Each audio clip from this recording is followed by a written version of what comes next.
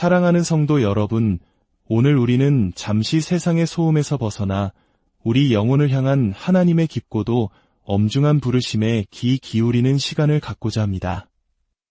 이 시간이 여러분의 삶에 하나님의 은혜와 평강을 더하는 귀한 통로가 되기를 소망합니다.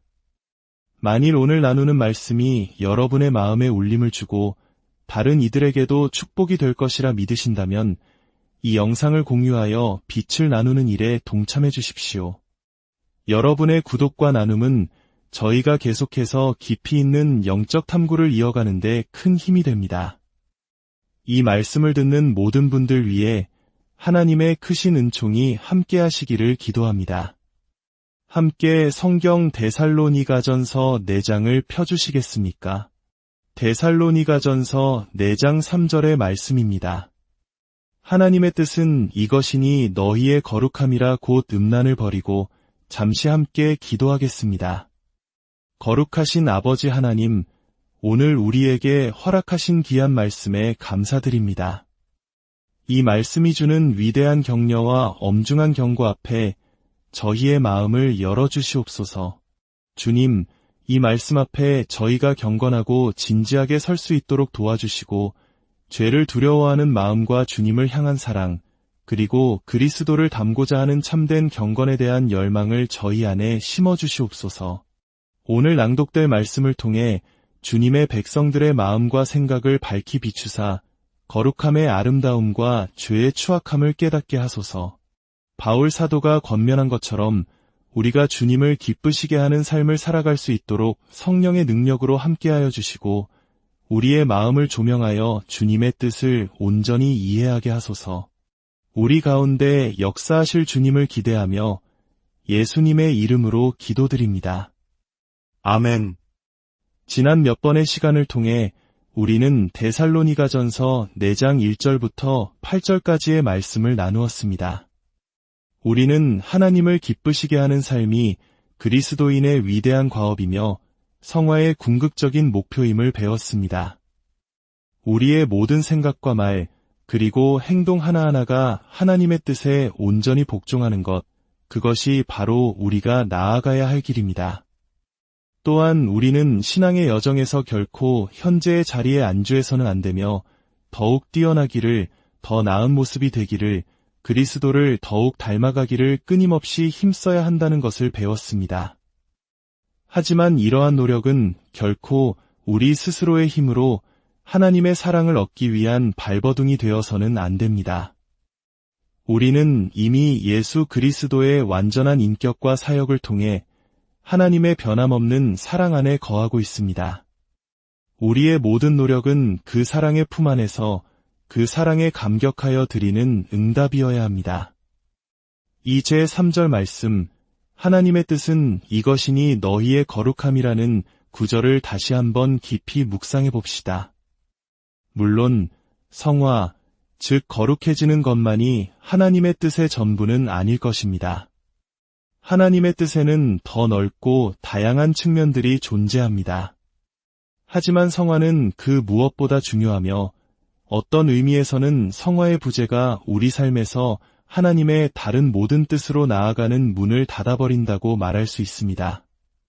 반대로 우리가 성화를 진지하게 받아들일 때 그리스도 안에서 우리에게 주어진 수많은 다른 기회와 축복의 문이 활짝 열리게 될 것입니다.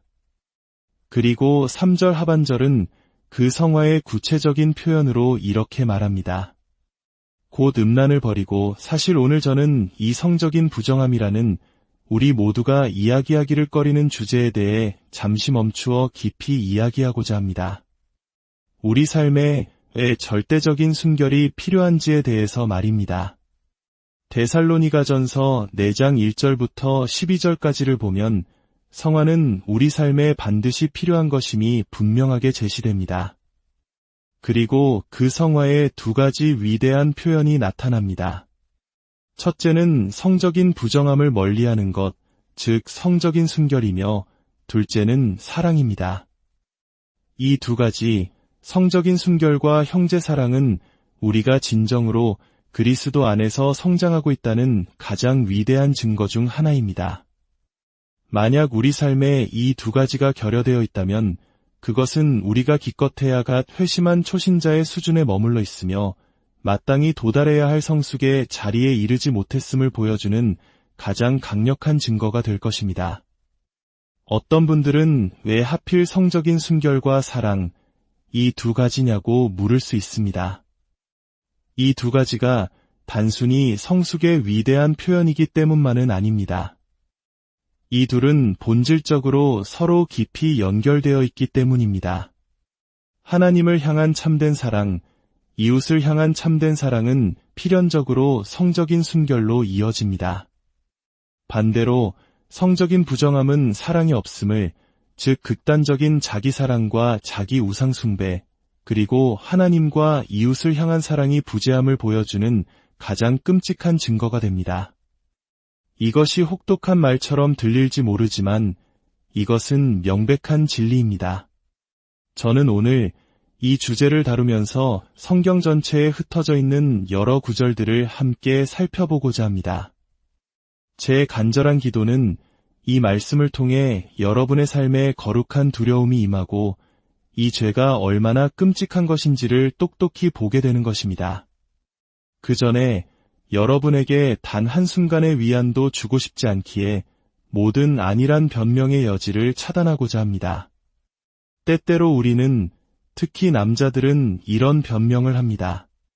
모든 남자가 성적인 유혹과 싸우지 않습니까? 저는 오늘 그 변명거리를 여러분에게서 빼앗고 싶습니다. 그것은 사실이 아닙니다. 모든 남자가 성적인 부정함을 두려워해야 하고 그 위험성을 항상 경계해야 하는 것은 맞습니다. 하지만 모든 남자가 이 문제로 씨름하고 넘어지는 것은 아닙니다. 여러분은 이 사실을 분명히 깨닫고 자신의 죄를 합리화하는 이안거리로 삼아서는 안 됩니다. 우리는 모두 각자 연약한 영역에서 씨름할 수 있습니다. 그러나 내가 특정 영역에서 어려움을 겪는다고 해서 다른 모든 사람도 그럴 것이라고 착각해서는 안 됩니다. 그것은 사실이 아닐 뿐더러 우리 육신에 죄를 지을 구실을 주는 것과 같습니다. 성적인 부정함을 이길 힘은 분명히 존재합니다. 이 죄가 아무리 위험할지라도 그것을 이겨낼 능력은 우리에게 주어졌습니다. 만약 이 죄가 얼마나 위험한지 실감하지 못하신다면 세 종류의 사람들에게 물어보시기 바랍니다. 목사, 경찰관, 그리고 변호사입니다. 그들은 이 세상에서 일어나는 수많은 범죄와 위험, 그리고 끔찍한 비극들이 바로 이 성적인 죄악에서 비롯된다고 증언할 것입니다. 이것은 결코 무해한 죄가 아닙니다. 단순히 절대적인 도덕적 자유를 누려야 한다는 하나의 관점이 아닙니다. 이 죄는 우리 상상을 초월할 정도로 많은 것을 죽이고 파괴합니다. 현재 세대뿐만 아니라 다음 세대, 그리고 그 다음 세대까지 무너뜨리는 무서운 힘을 가지고 있습니다. 이제 우리가 자주 사용하는 성적 부정함이라는 용어의 배경에 대해 잠시 살펴보겠습니다. 이 단어는 헬라어 포르네이아에서 유래했습니다. 저명한 헬라어 학자들의 정의에 따르면 포르네이아는 모든 종류의 성적인 부도덕에 관여하는 것을 의미합니다. 모든 종류라는 점을 기억하십시오. 다른 사람과 비성경적인 행위를 하는 것은 다른 모든 형태의 성적 죄악과 본질적으로 다르지 않습니다. 그 모든 것이 사악함이라는 하나의 뿌리에 묶여 있습니다. 우리는 이 점을 분명히 알아야 미끄러지지 않을 수 있습니다. 성적인 죄는 때로 아주 작은 것, 스쳐 지나가는 한 번의 눈길에서 시작됩니다. 하지만 그것은 이내 지옥의 구덩이까지 미끄러져 내려가게 만듭니다. 저는 종종 어떤 사람이 넘어졌다는 말을 듣습니다. 하지만 솔직히 말해 저는 한순간에 넘어지는 사람을 본 적이 없습니다. 저는 다만 아무도 보지 않는 작은 타협들, 아주 사소한 타협들을 통해 서서히 미끄러져 내려가는 사람들을 보았을 뿐입니다. 그러므로 우리가 성적 부정함, 즉 포르네이아에 대해 말할 때 우리는 모든 종류의 성적 부도덕을 이야기하는 것입니다. 신약 성경에서는 종종 매춘의 맥락에서 사용되지만 이 단어는 혼전 성관계, 매춘, 음란물, 동성애 그리고 성적인 문제에 대한 하나님의 말씀을 거스르는 다른 모든 생각이나 행위, 개념, 신념을 포괄합니다. 이제 성경의 여러 구절들을 통해 이 죄의 심각성을 하나씩 짚어보겠습니다. 성령께서 친히 여러분의 마음에 역사하시어 인간의 말로는 할 수 없는 거룩한 두려움을 심어주시기를 간절히 기도합니다. 첫째, 사도행전 15장 19절에서 20절을 보면 예루살렘 공의회는 이방인 개종자들에게 몇 가지 필수적인 사항을 권고합니다. 놀랍게도 그들은 성적 부정함을 우상 숭배와 피를 마시는 행위와 나란히 놓고 정죄합니다. 이 세 가지가 동등한 무게를 지닌 죄악으로 간주되었다는 사실을 깊이 생각해 보십시오. 여러분이 바알 우상 앞에 절하는 것을 상상할 수 있습니까? 성적인 부정함에 빠지는 것은 그와 동등한 죄를 짓는 것입니다. 이교도처럼 피를 마시는 행위를 상상할 수 있습니까? 성적인 부정함에 관여할 때 우리는 그와 같은 수준의 죄를 저지르는 것입니다. 예루살렘 공의회는 이방인 성도들에게 보낸 편지에서 이렇게 말합니다. 우상의 더러운 것과 음행과 목매어 죽인 것과 피를 멀리하라. 그리고 28절에서는 이 지침들이 성령과 우리에게 꼭 필요한 것이라고 선언합니다. 꼭 필요한 것, 즉 필수적인 것입니다.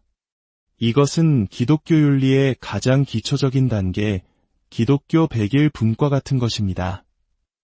갓 태어난 신앙의 아기에게 이것만은 반드시 지켜야 한다고 말하는 것과 같습니다.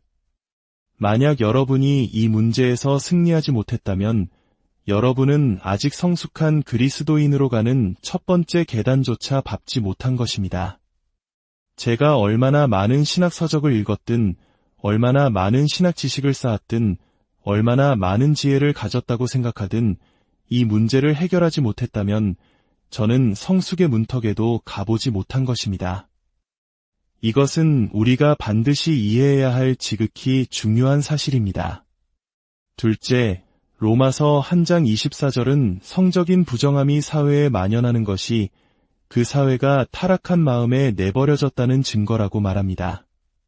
그러므로 하나님께서 그들을 마음의 정욕대로 더러움에 내버려 두사 그들의 몸을 서로 욕되게 하게 하셨으니 사회가 타락할 때 그 타락의 가장 두드러진 지표는 전쟁이나 살인이 아니라 바로 성적인 타락과 도착입니다. 그리고 이것은 걷잡을 수 없는 하향 나선과 같습니다. 아주 작은 죄에서 시작하여 양심이 마비될 때까지 점점 더 어둡고 추악한 것으로 빠져듭니다. 젊은이들이여, 특히 젊은 형제들이여, 여러분의 눈을 지키십시오. 한번 작은 것에 눈을 허용하면 더 큰 것을 원하게 되고 결국에는 어둠에 완전히 삼켜지게 될 것입니다. 셋째, 고린도전서 5장 11절은 그리스도인이라고 말하면서 습관적으로 성적인 죄를 짓는 사람과는 교제하지 말라고 명령합니다. 만일 어떤 형제라 일컫는 자가 음행하거나 탐남하거나 우상 숭배를 하거나 모욕하거나 술 취하거나 속여 빼앗거든 사귀지도 말고 그런 자와는 함께 먹지도 말라. 이것은 회개하지 않고 뻔뻔하게 죄를 계속 짓는 자에 대한 교회의 권징을 말하는 것입니다. 만약 교회 공동체 안에 이 문제로 씨름하는 형제가 있다면 그들은 결코 교회 내에서 어떤 사역이나 리더십의 자리에 세워져서는 안 됩니다. 그들은 다른 사람을 상담하거나 가르쳐서도 안 됩니다. 먼저 스스로를 치유하고 이 죄와 싸워 이기는 일에 전념해야 합니다. 넷째, 성경은 반복해서 경고합니다. 습관적으로 성적인 죄를 짓는 자는 결코 하나님 나라를 유업으로 받지 못할 것입니다. 이것은 우리가 더 이상 강단에서 잘 선포하지 않는 메시지이지만 성경은 분명하게 말합니다. 고린도전서 6장 9절, 갈라디아서 5장 21절, 에베소서 5장 5절, 요한계시록 21장 8절은 모두 같은 메시지를 전합니다. 불의한 자가 하나님의 나라를 유업으로 받지 못할 줄을 알지 못하느냐, 미혹을 받지 말라. 이런 일을 하는 자들은 하나님의 나라를 유업으로 받지 못할 것이요. 이 말씀들은 회개하고 돌이키는 참된 신자를 향한 것이 아니라 죄 가운데 계속 머물며 그것을 삶의 방식으로 삼는 자들을 향한 엄중한 경고입니다. 참된 신자는 회심했을 때 죄의 속박에서 풀려납니다. 물론 육신의 깊이 배인 습관과 싸워야 할 때도 있습니다. 그러나 그들은 결국 이길 것입니다. 저는 나이가 들수록 제가 이 땅에 존재하는 이유가 위대한 사역을 이루기 위해서라기보다는 제 인격의 결함을 극복하기 위해 존재한다는 것을 점점 더 깨닫고 있습니다. 예수 그리스도를 닮아가는데 부족한 것들을 극복하는 것, 이것이 바로 우리의 지상 과제입니다. 거룩한 사람이 되십시오. 그러면 다른 것은 걱정할 필요가 없습니다. 하나님께서 여러분을 사용하실 것입니다. 5째, 성적 부정함은 하나님께서 우리의 몸을 만드신 목적을 위반하는 행위입니다. 고린도전서 6장 13절은 말합니다. 몸은 음란을 위하여 있지 않고 오직 주를 위하여 있으며 주는 몸을 위하여 계시느니라. 우리의 몸이 성적인 죄에 연루되는 것은 우리 몸이 만들어진 가장 영광스러운 목적을 거부하고 가장 비천한 것에 우리 몸을 내어주는 것입니다. 6째, 성적 부정함은 성령의 전인 우리의 몸을 끔찍하게 더럽히는 행위입니다. 고린도전서 6장 19절은 묻습니다. 너희 몸은 너희가 하나님께로부터 받은 바 너희 가운데 계신 성령의 전인 주를 알지 못하느냐. 이 말씀이 주는 무게를 실감하기 위해 한 가지 상상을 해보십시오. 구약시대의 레위 지파 제사장이 하나님의 임재가 머무는 가장 거룩한 장소인 지성소 안에서 이방의 창녀와 음행을 저지르는 모습을 상상해 보십시오. 생각만 해도 끔찍하지 않습니까? 우리가 성적인 죄를 지을 때 우리는 바로 그와 같은 일을 저지르고 있는 것입니다. 우리 안에 내주하시는 그리스도의 임재를 대수롭지 않게 여기는 뻔뻔하고 교만하며 부끄러움을 모르는 행위입니다. 7째, 성적 부정함은 우리를 값주고 사신 그리스도의 구속적 소유권을 부인하는 행위입니다. 값으로 산 것이 되었으니 그런즉 너희 몸으로 하나님께 영광을 돌리라. 이 순간 그 말씀은 상관없다고 나는 내가 원하는 것을 하겠다고 말하는 것과 같습니다. 이것은 추악한 것입니다. 8째, 성적 부정함은 그 자체로 특별한 범주에 속하는 죄입니다. 고린도전서 6장 18절은 음행을 피하라. 사람이 범하는 죄마다 몸 밖에 있거니와 음행하는 자는 자기 몸에 죄를 범하느니라고 말합니다. 다른 모든 죄와는 달리 이 죄는 우리 몸에 수치스러운 낙인을 찍습니다. 이 죄는 그 해악과 추악함에 있어서 다른 죄들과는 비교할 수 없는 독보적인 위치에 있습니다. 9째, 하나님께서는 이 죄에 대한 진노를 역사를 통해 분명히 보여주셨습니다. 고린도전서 10장 8절은 이스라엘 백성이 음행하다가 하루에 2만 3천 명이 죽었다고 기록합니다. 그 끔찍한 재앙을 멈춘 것이 무엇이었습니까? 바로 비느하스라는 한 사람이었습니다. 그는 죄악을 향해 창을 들고 달려가 그 심장을 꿰뚫었습니다. 형제자매 여러분, 성적인 죄를 다루는 유일한 방법은 바로 이것입니다. 그 심장에 말뚝을 박는 것입니다. 조금의 자비도 베풀지 마십시오. 가나안 땅에 들어간 이스라엘 백성에게 주셨던 명령을 기억하십시오. 너희를 다른 신에게로 이끌 이방 족속들에게 어떤 자비도 어떤 온정도 보이지 말라. 이 말씀은 우리 밖에 있는 사람들을 해하라는 뜻이 아닙니다. 바로 우리 마음 속에 있는 이방인들, 우리 마음을 침범하는 모든 이교적인 생각과 욕망을 향한 명령입니다.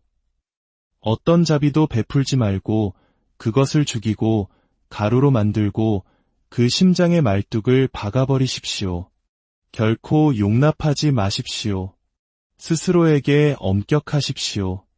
이것은 끔찍한 죄이며 우리는 가진 모든 힘을 다해 싸워야 합니다. 그렇게 하지 않는 한 하나님께서 예비하신 기회의 문은 우리 앞에 굳게 닫혀 있을 것입니다. 열째, 성적 부정함은 그리스도의 몸의 다른 지체들을 욕되게 하고 그들에게 큰 슬픔의 원인이 됩니다. 바울은 고린도후서 12장 21절에서 자신이 교인들의 죄 때문에 하나님 앞에서 낮아지고 회개하지 않는 많은 사람으로 인해 애통할까 두려워한다고 고백합니다. 여러분이 숨어서 짓는 죄를 아무도 모를 것이라고 생각하십니까? 교회는 사람들에게만 구경거리가 아니라 천사들에게도 구경거리입니다. 우리의 거룩함을 통해 하나님의 은혜를 보고 기뻐해야 할 천사들은 우리의 죄 때문에 슬퍼하며 마귀들은 환호할 것입니다. 사랑하는 여러분, 성적 부정함과 음란함은 육체의 일입니다. 그러나 우리는 더 이상 육신에 속한 자가 아닙니다. 우리는 그리스도 안에서 새로운 피조물입니다. 우리는 성령으로 거듭난 자들입니다. 성도, 즉 거룩한 자라고 불리는 우리가 어찌 이런 더러움 속에서 헤엄칠 수 있겠습니까? 여러분은 거룩합니다. 이 사실을 잊지 마십시오. 죄가 즐겁다는 거짓말에 속지 마십시오. 성도에게 죄는 한순간도 즐거울 수 없습니다. 그것은 마치 구토물을 목구멍에 들이붓는 것과 같습니다. 남자 여러분, 더 이상 나약하게 주저앉아 있지 마십시오. 그리스도의 능력으로 이 죄와 맞서 싸우십시오. 여러분의 영혼이, 아내의 기쁨이, 자녀들의 미래가 바로 이 싸움에 달려 있습니다. 이제 우리는 어떻게 해야 합니까? 우리는 우리 자신을 모든 형태의 부도덕에 대하여 죽은 자로 여겨야 합니다. 골로새서 3장 5절은 명령합니다. 그러므로 땅에 있는 지체를 죽이라. 곧 음란과 부정과 사욕과 악한 정욕과 탐심이니 탐심은 우상 숭배니라. 세상에 대하여 나는 죽었고 세상도 나에 대하여 죽었습니다. 우리는 더 이상 세상을 원하지 않고 세상도 우리를 원하지 않습니다. 우리 안에는 성령께서 거하십니다. 그분은 힘센 황소나 콧불소가 아니라 비둘기로 묘사됩니다. 쉽게 상처받고 쉽게 근심하시는 분입니다. 이것은 율법을 지키는 문제가 아닙니다. 우리 안에 거하시는 인격이신 성령님을 슬프시게 하지 않기 위한 사랑의 몸부림입니다. 개인으로서 그리고 공동체로서 우리는 순결해야 합니다. 손가락질을 하려거든 오직 자기 자신을 향하십시오. 우리 각자에게는 싸워 이겨야 할 충분한 싸움이 있습니다. 오늘의 말씀은 매우 엄숙하고 무겁습니다. 그러나 우리가 사는 이 어둡고 사악한 시대에 반드시 필요한 말씀입니다. 함께 기도하겠습니다. 아버지 하나님, 당신의 아들 예수 그리스도의 이름으로 주님 앞에 나아옵니다. 오, 하나님, 우리에게 두려워해야 할 것을 진정으로 두려워하는 마음을 주시옵소서. 주님, 우리가 순결한 백성, 사랑의 백성이 되어야 할 필요성을 깨닫게 하소서. 순결이 사랑의 가장 위대한 표현 중 하나임을 보게 하소서. 주께서 거룩하시니 우리도 거룩하게 하옵소서. 이 교회를 위해 다른 어떤 것보다 먼저 순결함을 구합니다. 이 말씀을 듣는 모든 심령들 위해 죄를 이길 수 있는 하나님의 능력이 부어지게 하시고 세상의 더러움으로부터 우리를 지키시고 보호하여 주시옵소서. 예수님의 이름으로